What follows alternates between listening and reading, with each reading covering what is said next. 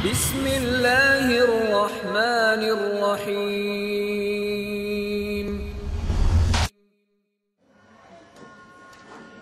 This was the moment for me that shocked me the most. This is when literally the hairs on the back of my neck rose up when I saw this. Because what I did was, I didn't believe the references I was reading. I went onto the official sites, but I also went onto some anti-sites. You know, Sheikh Google is very dangerous, okay? If you're an Ahmadiyya and you're unemployed, yeah, and you use Sheikh Google, you're going to be in big trouble because you're going to find a lot of stuff out there that exposes the Ahmadiyya doctrine. And you're also going to find a lot of beautiful stuff on Islam that you wouldn't otherwise find. So I consulted Sheikh Google, and Sheikh Google came back with al-hafiz.org, which was by a lovely man in Dubai called Dr. Rashid. Anyone heard of Dr. Rashid? I can't imagine anyone has. It's a very esoteric subject. You know, but in my tiny world of the Ahmadiyya awareness community, this guy's one of our heroes, right? So he documented a lot of Mirza Ghulam Ahmad's writings. So I found this one reference that Mirza wrote to one of his opponents, the word lana, 1,000 times. And I mean numbered, right? So 1, lana, 2, lana, 3, lana, by hand, 1,000 times across. And I couldn't fit this all onto one slide. 5 pages. Lana, lana. Can you imagine sitting there writing numbered, lana, lana, 1,000 times? Now, has anyone seen the film The Shining?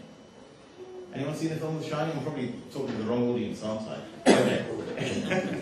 We don't watch films, they're Muslims, right? So The Shining, let me tell you about The Shining. It's a film about a guy who goes to a hotel with his family, with his wife and child, and he starts to have a mental breakdown.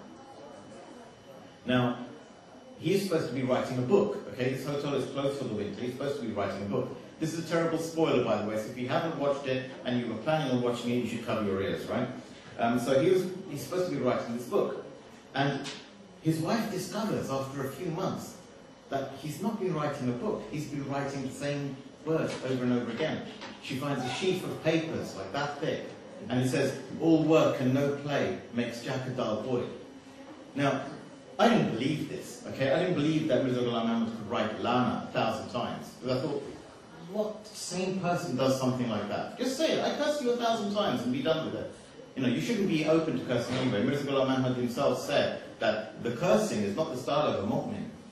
And yet, he is alleged to have done this. So what I did something very unusual. I didn't read much Arabic at the time, but I followed the reference from Dr. Rashid's site.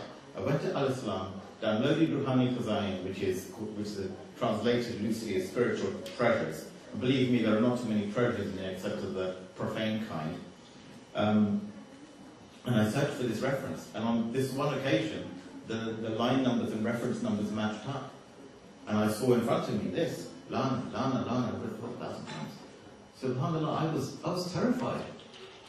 Why did no one tell me that about this guy's writing? So when this one reference matched up, and of course you can contextualize this any way you like and say, oh yeah, but you know, in the Quran, Allah subhanahu wa ta'ala says that Allah and the angels curse these people nafsa a lot more than 1,000 curses. Yeah, but Allah subhanahu wa ta'ala doesn't write in the Quran 1,000 numbered lanas. That's the work of someone not in full possession of their faculties, in my humble opinion. You know, other people might disagree. But for me, this was a key moment.